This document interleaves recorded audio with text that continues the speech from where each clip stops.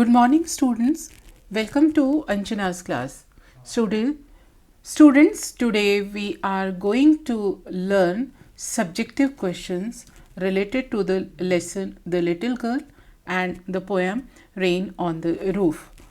Students, आज हम पढ़ेंगे आपकी क्लास 9th की इंग्लिश बुक बिहाइव से एक लेसन द लिटिल गर्ल से रिलेटेड सब्जेक्टिव क्वेश्चंस और poem rain on the roof से भी सब्जेक्टिव क्वेश्चंस.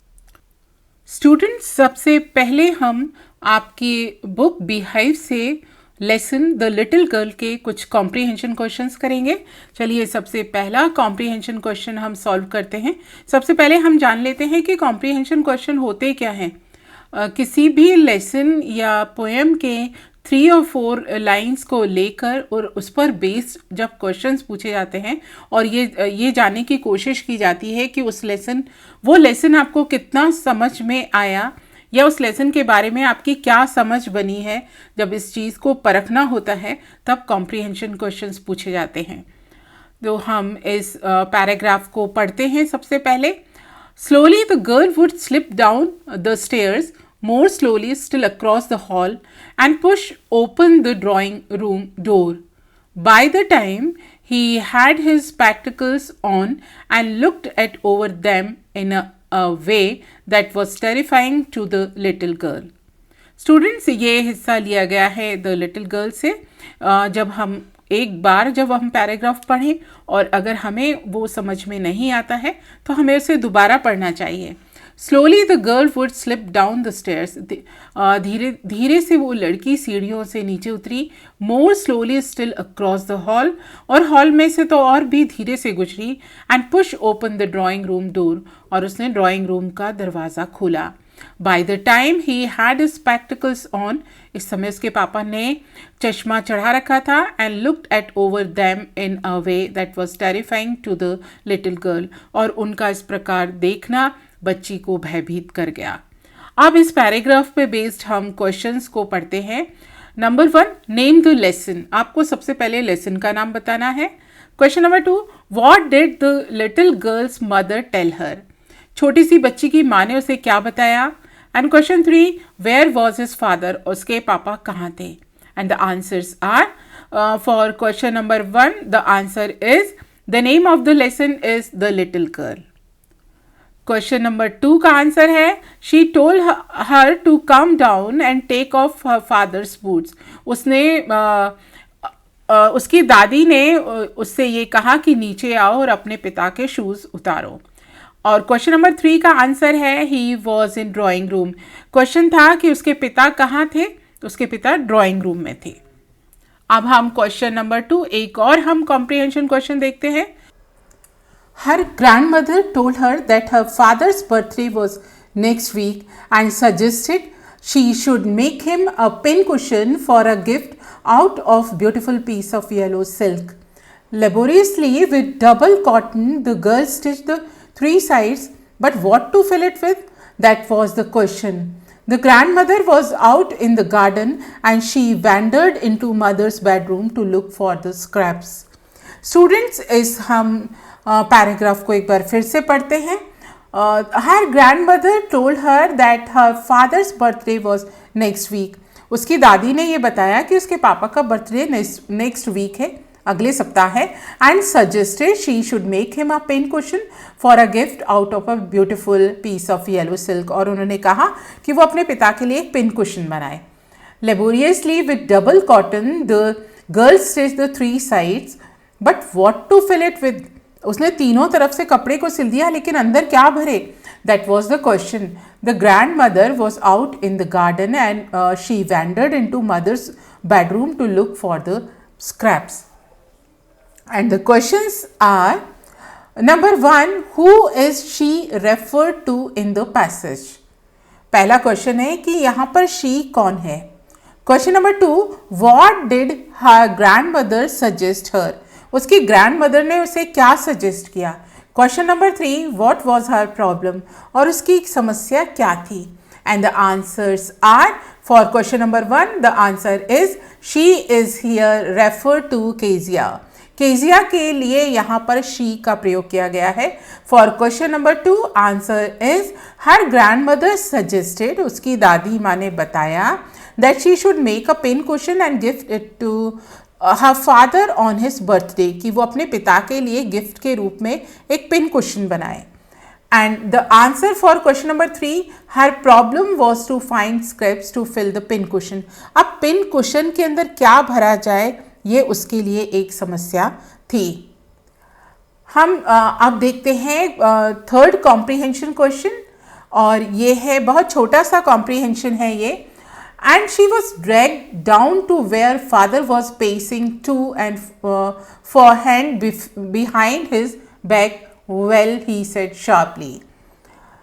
ये छोटा सा पैराग्राफ है कि उसको खींचकर वहाँ लाया गया जहाँ पर उसके पिता अपने हाथ पॉकेट में पीछे रखे हुए इधर उधर घूम रहे थे, और उन्होंने बड़ी तेज़ी से कहा ठीक है।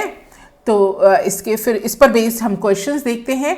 Number 1 who is he here, he यहाँ पर कौन है? And for the answer he is Kezia's father here, he का प्रयोग यहाँ पे केजिया के पिता के लिए किया गया है। For question number 2 why was she making a pin cushion, वो पिन कुशन क्यों बना रही थी? And the answer is she was making it to present her father on his birthday, जन्मदिन पर अपने पिता को गिफ्ट देने के लिए। Question number 3 why were the servants question by her father, नौकरों से क्यों पूछताछ की गई उसके पिता के द्वारा? And the answer is the servants were question by her father because his great speech was missing, चूँकि उसके पिताजी को कोई भाषण देना था और वो भाषण खो गया था, इसलिए सर्वेंट से पूछताछ की गई। स्टूडेंट्स, अब हम पढ़ेंगे इसके short answer questions. Question number 4 why was Kezia afraid of her father, Kezia अपने पिता से भयभीत क्यों थी? And the answer is because he was an authoritative person who never clearly express his love for her, क्योंकि वो हमेशा रौब जमाने वाले व्यक्ति थे जिन्होंने कभी भी अपना सही प्रेम अपनी बेटी के लिए प्रदर्शित नहीं किया। Question number 5 who were the people in Kezia's family, Kezia के परिवार में कौन कौन सदस्य थे? Answer is they were Kezia, her father, her mother and her grandmother in Kezia's family. Kezia की फैमिली में उसके पिता, माता और उसकी दादी और वो स्वयं थी। Question number 6 what was Kezia's father's daily routine, Kezia के पिता की दिनचर्या क्या थी? And the answer is before going to office Kezia's father usually went to her room to give her a kiss. After coming back from his office, he ordered for tea to brought into drawing room. On Sunday, Kezia's father would stretch out on sofa and cover his face with hanky. Kezia के पिता का जो दिनचर्या ये थी कि वो office जाने से पहले केजिया को किस करते थे, ऑफिस से आने के बाद वो ड्राइंग रूम में चाय मंगाते थे और रविवार को वो मुंह के ऊपर रुमाल डालकर सोफे पे लेट जाया करते थे। Question number 7 in what way Kezia's grandmother encourage her to get to know her father better, अपने पिता को अच्छे से जानने के लिए केजिया की दादी ने केजिया से क्या कहा?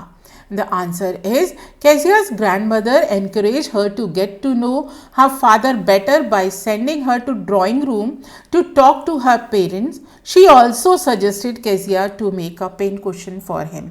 केजिया की दादी ने कहा कि ड्राइंग रूम में जाकर वो अपने पेरेंट्स से बात करें और उन्होंने केजिया को यह भी सुझाव दिया कि वो अपने पिता के लिए बर्थडे गिफ्ट के रूप में एक पेन कुशन बनाए। Question number 8 What kind of father was MacDonald? MacDonald किस प्रकार के पिता थे? And the answer is Mr. MacDonald was Kezia's neighbor. Mr. MacDonald Kezia के पड़ोसी थे। He always played with his children. और वो हमेशा बच्चों के साथ खेला करते थे। Question number 9 Why did Kezia always stutter while talking to her father? अपने पिता से बात करते समय केजिया हमेशा क्यों हकलाया करती थी? And the answer is Kezia was a normal girl, but whenever she was in front of her father, she felt nervous. हालांकि केजिया बहुत अच्छी लड़की थी, लेकिन अपने पिता के सामने वो डर जाया करती थी. She would try hard to speak words. वो बोलने की बहुत कोशिश करती, but would end up stuttering. लेकिन वो हकलाना शुरू कर देती. Question number 10. Why did Kezia's father beat her? Kezia के फादर ने उसकी पिटाई क्यों की? Because she tore his important papers into pieces. क्योंकि कीजिया ने उनके इम्पॉर्टेंट पेपर्स, जरूरी कागज को फाड़ दिया था. अब स्टूडेंट्स, इस तरह से हम आपकी बुक की एक poem the rain on the roof से रिलेटेड हम क्वेश्चंस लेते हैं. और सबसे पहले हम इस पोएम के कुछ एक्सट्रैक्ट्स लेते हैं और उस पे बेस्ड हम कॉम्प्रिहेंशन क्वेश्चंस को सॉल्व करते हैं. When the humid shadow hover over all the starry spheres and the melancholy darkness gently weeps in rainy tears. Students, ये पोएम की 4 लाइन्स हैं और इस पर बेस्ड हम क्वेश्चन करते हैं. क्वेश्चन नंबर 1 है, Why have all the stars become invisible? सारे सितारे अदृश्य क्यों हो गए? And the answer is all the stars have become invisible because they have been covered with clouds. सितारे इसलिए छुप गए क्योंकि उनको बादलों ने घेर लिया था. Question number 2, The humid shadows stand for rain. Question है, What do the humid shadows stand for? Humid shadows का मतलब क्या है? ह्यूमिड शेडो किसके लिए प्रयोग किया गया है? ह्यूमिड यानी नम और शेडो यानी परछाई. तो ये किन के लिए प्रयोग किया गया है? And the answer is the humid shadows stand for rain. Humid shadow शब्द का प्रयोग बारिश के लिए किया गया है. Question number 3, what is the mood off the poet? Poet का मूड क्या है? किस मनोदशा में कवि ने ये कविता लिखी है? And the answer is the poet is in the mood of melancholy or sad. Poet उदास है, कवि उदास है या दुखी है. हम दूसरा स्टेंजा लेते हैं रेन ऑन द रूफ का. Every tinkle on the shingles has an echo in the heart and 1,000 dreamy fancies into busy being start. एक बार फिर से इस पोएम को पढ़ते हैं. Every tinkle on the shingles has an echo in the heart and 1,000 dreamy fancies into busy being start. अब बच्चों, इस पर हम क्वेश्चंस लेते हैं. क्वेश्चन नंबर 1 है, What causes an echo in the heart? echo यानी प्रतिध्वनि होना, आवाज़ का गूंजना. And the answer is the sound of rain falling on the pebbles. Pebbles छोटे छोटे पत्थरों के ऊपर जब बारिश गिरती है तो उसकी आवाज़ उसके हृदय में प्रतिध्वनि करती है. Question number 2, What happens to the mind of the busy being? And the answer is a lot of fantasies or memories come to the mind of busy being. उसके कवि के दिमाग में, जो वो बच्चा होता है, छोटा बच्चा, उसके दिमाग में बहुत सारी याद उमड़ घुमड़ कर आती हैं. Question number 3, What causes the tinkling sound? Tinkling आवाज़ कैसे बनती है, कैसे आती है? टिंकलिंग आवाज़, टप टप आवाज़ आना. And the answer is the rain drops fallen on the roof cause a tinkling sound. जब बारिश की बूंदें छत पर गिरती हैं तो टप टप आवाज़ आती है. हम एक और एक्सट्रैक्ट को लेते हैं पोएम का. Oh, I feel her phone look on me as I listen to his refrain, which is played upon the shingles by the patter of the rain. बच्चों, shingles होते हैं जो कच्चे घर होते हैं, उसके ऊपर की छत जो बनी हुई रहती है वो shingles कहलाते हैं. और patter यानी बारिश की आवाज़. Question number 1, What does the poet feel? कवि क्या महसूस करता है? And the answer is the poet feels his mother's fond look at him. कवि को ऐसा लगता है कि उसकी माँ उसकी तरफ स्नेह से देख रही हैं. Question number 2, Who is her referred to here? यहाँ पर हर किसके लिए प्रयुक्त किया गया है? Her is refer to poet's mother. Her HER, her का प्रयोग कवि की माँ के लिए किया गया है. Question number 3, what does refrain refer to in the stanza? इस स्टेंजा में रेफ्रेन का प्रयोग किसके लिए किया गया है?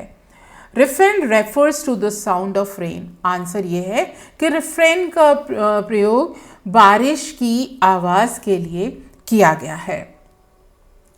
हम फोर्थ स्टेंजा लेते हैं। व्हेन द ह्यूमिड शैडो हार over all the starry spheres and the melancholy darkness gently weeps in rainy tears.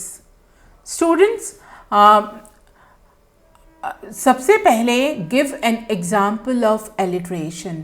alliteration का आपको एक example देना है और इसका example है starry spheres.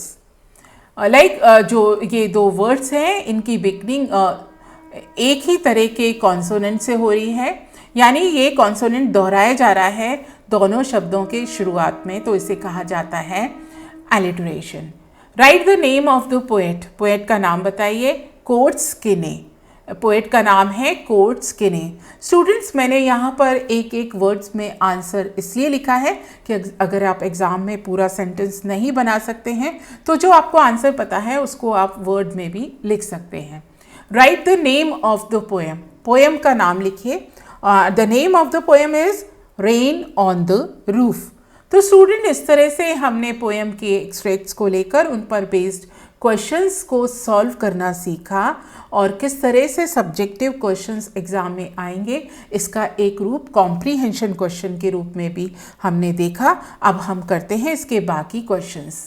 Question number 5, what does the poet like to do when it rains? जब बारिश होती है तो कवि को क्या करना पसंद है? When it rains, the poet wants to lie on bed in a cottage and listen to pitter-patter sound of the rain. जब बारिश होती है तो कॉटेज के अंदर पलंग पर लेटना कवि को पसंद है और बारिश की टप टप आवाज़ को सुनना भी। Question number 6, what is the single major memory that comes to the poet's mind? Poet के दिमाग में कौन सी एक याद आती है? Who are the darling dreamers he refer to. और जब वो बात करता है डार्लिंग ड्रीमर्स की तो वो कौन है? Answer, the poet's mother is the single major memory that comes to his mind. उसको अपनी माँ की ही याद आती है। Darling dreamers are those kids who remember their mothers like the poet. Darling dreamers वो बच्चे हैं जो कवि की तरह अपनी माँ को याद करते हैं। Question number 7, is the poet now a child? क्या कवि अभी भी बच्चा है? Is his mother still alive? क्या उसकी माँ अभी भी जीवित है? Answer is no, the poet is not a child. कवि अब बच्चा नहीं है। His mother is no more. उसकी माँ अब नहीं है। But her memories still haunt him. लेकिन अभी भी उसकी माँ की याद गूंजती है। Question number 8, when you were a young child did your mother tuck you in as the poet's mother did? जब आप छोटे बच्चे थे तब आपकी माँ भी वैसे ही करती थी जैसे कवि की माँ करती है? And answer is, my answer is yes, my mother used to tuck me in when I was a child. जब मैं छोटी थी तो मेरी माँ भी बिल्कुल वैसे ही करती थी। Whenever I said that I could not do some work, जब मैं कहती कि मैं कुछ काम नहीं कर सकती, शी एम्ब्रेस्ड मी, तो वो मुझको गले से लगा लेती। टुक मी इन हर लैप, और गोदी में उठा लेती। To get that work done, वो काम करने के लिए। She use to feel sad and dejected if I was involve in any mishap. यदि मेरे साथ कोई दुर्घटना होती तो वो काफ़ी दुखी और अकेलापन महसूस करती थी। Question number 9, do you like rain? क्या आपको बारिश पसंद है? What do you do when it rains steadily or heavily as described in the poem? आप क्या करते हैं जब इतनी ज़ोरदार बारिश होती है? Answer, yes I like rain. हाँ, मुझको बारिश पसंद है। And prefer to take a bath in the rain for some time, but when it rains heavily I stay inside and enjoy the beauty of nature. मुझे बारिश पसंद है और जब बारिश होती है तो तेज़ बारिश होती है तो मैं घर के अंदर रहती हूँ और मैं बारिश की सौंदर्य का आनंद उठाती हूँ। Question number 10, does everybody have a cosy bed to lie in when it rains? Look around you and describe how different kinds of people और animals spend time seek shelter etc. during rain. क्या हर किसी के पास सोने के लिए अच्छा बिछौना होता है? आप अपने आसपास देखो और किस तरह के लोग और जानवर कैसे समय बिताते हैं बारिश में, ये पहचानने की कोशिश करो. Answer is no, everybody is not so fortunate to have a cozy bed to lie in when it rains. There are some people who live at the railway platforms and bus terminal. They don't have even bed sheet. What to talk of comfortable beds? There are so many animals which don't have any shelter and tremble under the dark sky in the rainy season. हर किसी के पास में कोई अच्छा गर्म बिछौना नहीं होता जब बारिश होती है. कुछ लोग तो रेलवे प्लेटफॉर्म पे सो जाते हैं, कुछ बस पे सो जाते हैं. किसी के पास तो ओढ़ने का चादर भी नहीं होता. आरामदायक बिस्तर की तो हम क्या बात करें. बहुत से जानवर होते हैं वो खुले आसमान में बारिश में आश्रय ढूंढते हैं. Question number 11. What a bliss for a poet in the poem. Poem में पोएट को क्या आशीर्वाद या क्या अच्छी बात लगती है. Answer. The poet loves rain because it carries him in old memories. He thinks it is bliss to hear the sound of the rain on the roof. He lies in his cozy bed, enjoys the music of nature. It is a bliss for him. कवि को बारिश में गर्म बिछोने में सोना अच्छा लगता है, संगीत सुनना अच्छा लगता है और छत पे पड़ती हुई बारिश की बौछारों की आवाज़ को भी वो सुनना पसंद करता है. Question number 12. What shows that poet loved his mother? Poem में ऐसी कौन सी चीज़ है जो ये बताती है कि वो अपनी माँ से प्रेम करते हैं. Poet loved his mother. He remembered her when he lied on his cozy bed to enjoy the sound of rain. It appeared to him as if she was fondly looking at him. कवि अपनी माँ से प्यार करते थे और वो ये याद करते हैं कि जब वो बिस्तर पे सोते थे और बारिश की आवाज़ आती थी तो ऐसा उनको लगता था जैसे उनकी माँ उनको प्रेम से देख रही है. Question number 13. When does the thousand dream fancies begin to weave in the poet's mind? कवि के मस्तिष्क में वो हजारों स्वप्न कैसे बुनने लगते हैं. When the poet is in his cottage and lies in his cozy bed, listening to the soft music of rain on the roof, his mind is flooded with the memories of his mother. He recalls his childhood. जब बारिश हो रही होती है तो कवि अपने एक जो बालक होता है वो बिस्तर पर लेटा हुआ बारिश की बूंदों का संगीत सुन रहा होता है. उस समय उसके हृदय में अपनी माँ की बहुत सारी यादों की एक बाढ़ आ जाती है और वो अपने बचपन को याद करता है. Question number 14. How does the memory of his mother haunt the poet? कवि को अपनी माँ की याद कैसे बार बार सताती है. During the pattering sound of the rain falling on the roof, the memory of his mother haunts the poet. जब छत पर बारिश की बूंदें गिरती हैं तो उसकी आवाज़ कवि के मन में उसकी माँ की याद दिलाती है. This memory has been haunting him quite often like every darling dreamer. और जैसा हर बच्चे को अपनी माँ की याद आती है वैसे ही कवि को भी अपनी माँ की याद आती है. His mother is no more. उसकी माँ अब नहीं है but he still feels her fondness of looking on him. लेकिन वो अभी भी महसूस करता है कि उसकी माँ उसको देख रही है. He remembers her while writing his song of rain. और जब वो बारिश का गीत लिखता है तो वो अपनी माँ को याद करता है. Question number 15. How does the poet enjoy the patter of the soft rain lying in his cottage chamber bed? कवि किस प्रकार से बारिश की बूंदों के टप टप का आनंद उठाता है. The poet is lying in his cottage chamber bed. कवि अपने कॉटेज के एक छोटे से कमरे में लेटा हुआ है. He watches the humid shadows hovering the starry sky. और वो ये देख रहा है कि जो बादल हैं वो कैसे तारों भरे आसमान को ढक रहे हैं. He feels the melancholy darkness gently weeping in the form of raindrops. और वो ऐसे महसूस करता है मान लो ये अंधेरा अपनी उदासी को बारिश की बूंदों के रूप में गिरा रहा है. Pressing his pillow, he is listening to the patter of the soft raindrops falling on the roof of the cottage. और तकिए के ऊपर सिर रख के वो बारिश की बूंदों के गिरने की आवाज़ को सुन रहा होता है. लास्ट क्वेश्चन है इसका. What finds an echo in the poet's heart and what starts weaving in his mind. कवि के हृदय में क्या प्रतिध्वनि होती है और वो अपने दिमाग में क्या बुनना शुरू करता है। And the answer is when the drops of rain fall on shingles they make a tinkling sound. The tinkling sound echoes in his heart. 1,000 old memories weave their air threads into pattering sounds. Lying in his bed, the poet is listening to the pattering sound on the rain falling on the roof. जब उसकी cottage के ऊपर, shingles के ऊपर जब बारिश की बूंदें गिरती हैं और वो टिंकलिंग साउंड करती हैं तो उसके हृदय में इसकी प्रतिध्वनि होती है और उसके मन में हजारों यादें गूंज जाती हैं। पलंग पर लेटा लेटा कवि बारिश की बूंदों की आवाज़ को सुनता रहता है। इस तरह से स्टूडेंट्स हमने 2 लेसन द लिटिल गर्ल और रेन ऑन द रूफ पर बेस्ड हमने कुछ सब्जेक्टिव क्वेश्चंस को किया। मुझे उम्मीद है आपको समझ में आ गया होगा। Thank you very much.